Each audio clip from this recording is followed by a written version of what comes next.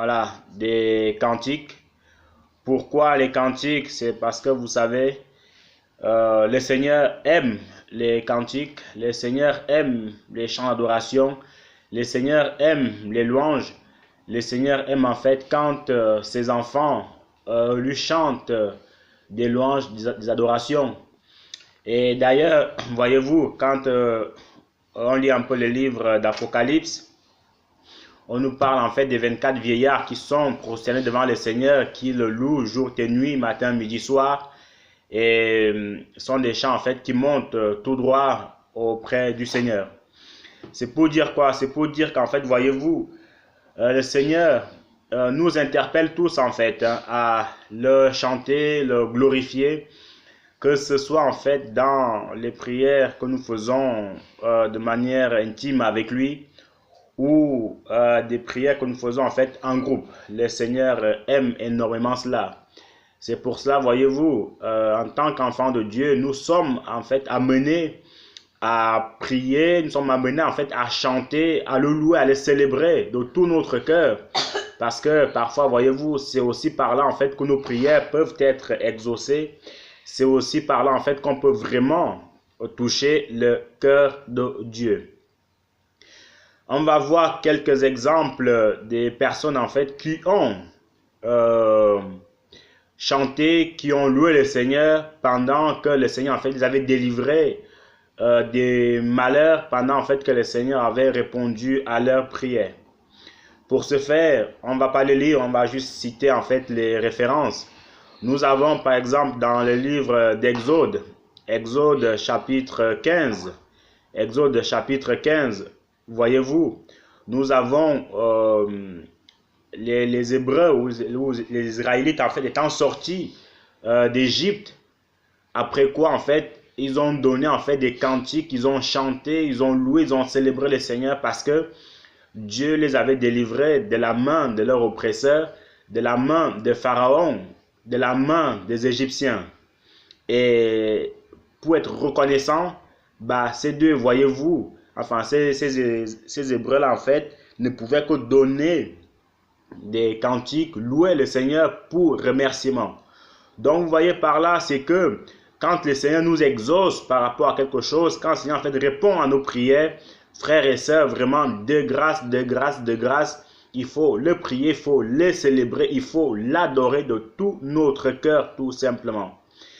Un autre exemple, quand nous lisons un peu en Samuel le chapitre 2, c'est une histoire que nous connaissons quasiment tous, le livre de Samuel, où Anne en fait, qui était la mère de Samuel, le prophète, qui était stérile, et une fois après avoir enfanté, elle a célébré le Seigneur, elle a chanté à la gloire de Dieu, elle a sauté, elle a dansé de tout son cœur. Pourquoi? Parce que l'Éternel l'avait exaucé, parce que Dieu avait répondu à sa prière. Nous avons dans 2 Samuel le chapitre 6, le verset 13 au verset 15, David en fait qui dansait devant l'arche de l'Éternel. David qui dansait devant l'arche de Dieu.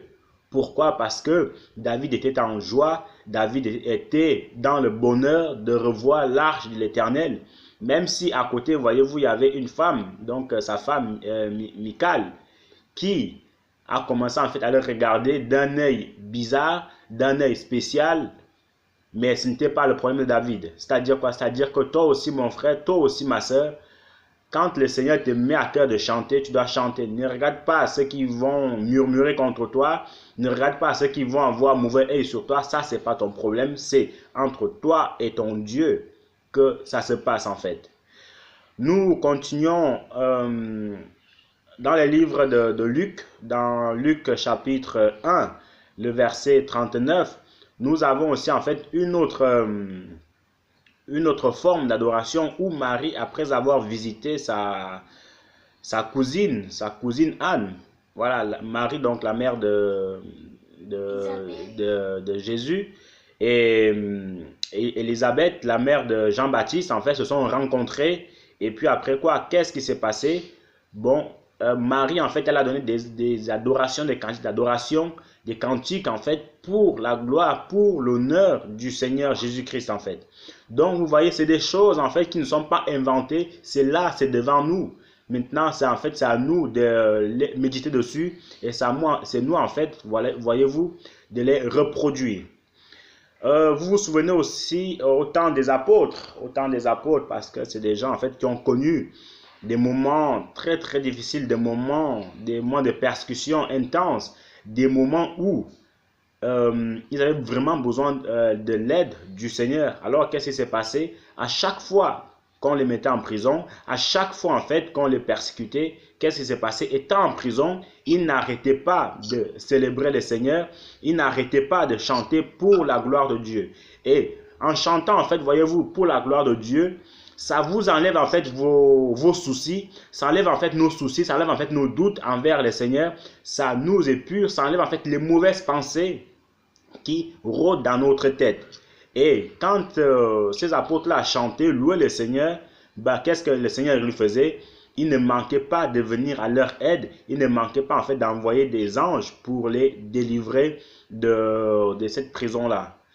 Un dernier exemple aussi que nous voyons aussi toujours dans la Bible en ce qui concerne les cantiques, les adorations et tout ça, c'est dans la chambre haute en fait. Dans la chambre haute, la Bible nous parle en fait qu'avant que Jésus-Christ en fait ne parte, il avait dit à ses disciples, allez à Jérusalem, allez m'attendre là-bas, vous allez recevoir en fait une puissance. Le Saint-Esprit va survenir et vous parlerez tous en langue.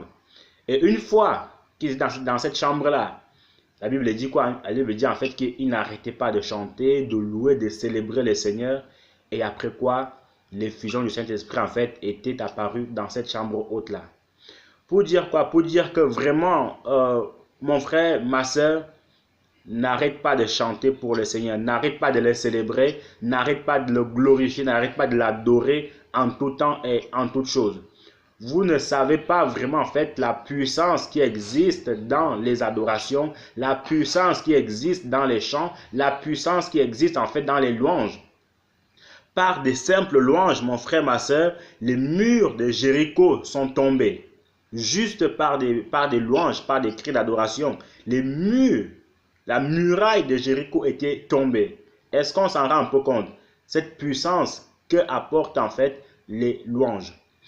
Donc, le Seigneur nous invite, vous et moi le premier, à le chanter lors des prochaines rencontres, lors des prochaines réunions pour sa gloire.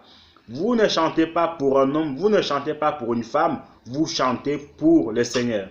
Et en ouvrant aussi, voyez-vous, la bouche pour chanter, en ouvrant aussi en fait la bouche pour célébrer le Seigneur, en fait c'est comme une sorte de délivrance pour quelqu'un en fait qui était timide. C'est une sorte de délivrance pour quelqu'un en fait qui n'arrivait pas à ouvrir la bouche. C'est une sorte de délivrance pour cette personne en fait qui vient de naître de nouveau. Et n'oubliez jamais en fait que même si on fait des erreurs, c'est pas grave, mais c'est en essayant toujours en fait qu'on se rattrapera toujours. Donc que le Seigneur bénisse son peuple, que le Seigneur bénisse ses enfants et n'oublions pas en fait ce que le Seigneur en fait attend de nous. Et une toute dernière chose, c'est que aussi en fait lors de nos rencontres, lors de nos temps de prière, la prière c'est bien, c'est très très bien, c'est parfait. Mais pour qu'une prière soit exaucée, mon frère, ma soeur, il faut savoir vivre une vie de sanctification. Il faut savoir en fait vivre une vie où on est éloigné, mais complètement éloigné du péché. Parce qu'il n'y a rien de pire qui met une séparation entre nous et notre Dieu que le péché. Le péché, c'est l'ennemi de Dieu. Le péché et Dieu, en fait, c'est comme l'Est et l'Ouest. Le péché avec Dieu, c'est comme le Nord et le Sud. C'est deux choses, en fait, qui ne vont jamais ensemble. La sanctification fait partir du Seigneur. Mais par contre, le péché fait partir du diable. Voilà pourquoi il est écrit, en fait, dans le livre de Jean 8, à partir du verset 44, là-bas, que celui qui pêche est du diable. Parce que le diable a péché dès le commencement. Et quand on lit un peu le livre de Jean, dans le livre de Jean, l'épître de Jean, pas l'évangile de Jean, la Bible dit en fait que celui qui est né de Dieu ne pratique plus le péché parce que la semence de Dieu demeure en lui. Et un dernier passage aussi qui parle du péché, c'est dans Ésaïe 59, le verset 1, là-bas, qui dit: non, la main de Dieu n'est pas trop courte pour sauver, ni son oreille trop dure pour entendre, mais ce sont nos péchés qui mettent une séparation entre nous et notre Dieu. Ce sont nos crimes qui l'empêchent de nous écouter et qui nous cachent sa face. Donc, si par contre nos prières ne sont pas exaucées, il faut s'asseoir et faire un bilan de notre vie pour voir dans quel péché nous vivons encore, dans quel péché en fait qui nous tient. Et devant le Seigneur, il n'y a pas de péché mignon. Devant le Seigneur, il n'y a pas un petit péché ni un grand péché. Le péché, c'est le péché, puisqu'il n'y a pas un petit enfer, il n'y a pas un grand enfer. L'enfer, c'est l'enfer. Il n'y a pas un petit paradis, il n'y a pas un grand paradis. Le paradis, c'est le paradis. Donc, maintenant, ceci dit, on peut aussi vivre alors que le Seigneur n'exauce pas nos prières parce qu'on, comment dirais-je, on peut prier et le Seigneur en fait ne répond pas. Pas parce que forcément on vit dans le péché, mais parce qu'en fait le Seigneur est en train de préparer des choses grandioses. Le Seigneur en fait est en train de nous faire passer dans des épreuves terribles, mais la récompense en fait qui sortira de là sera énorme. Souvenons-nous de la vie de Job, comment en fait il a souffert, même dans sa justice, il n'était pas exaucé, mais qu'est-ce qui s'est passé à la fin, dans le chapitre 42, à partir du verset 4 au verset 5 là-bas, Job avait dit: mon oreille avait entendu parler de toi, maintenant mon œil t'a vu, cependant je me répands sur la poussière et je m'incline devant toi. Et la Bible nous apprend que, voyez-vous frères et sœurs, que Job avait reçu le double de ce qu'il avait au départ. Donc en gros, pour dire quoi, il faut s'examiner si en priant, notre prière en fait n'est pas exaucée. Si nous avons en fait une vie de sanctification, ça veut dire que patientons encore un peu, la récompense qui sera là sera grandiose. Mais par contre, si nous sentons en fait que nous vivons en fait dans le péché, quelque chose qui ne cloche pas dans notre marche chrétienne, quelque chose qui ne cloche pas dans notre vie, c'est que vraiment il faut se repentir et demander pardon à Dieu pour qu'il nous lave, qu'il nous purifie, qu'il nous sanctifie, afin que nous puissions marcher comme lui il veut qu'on marche tout simplement.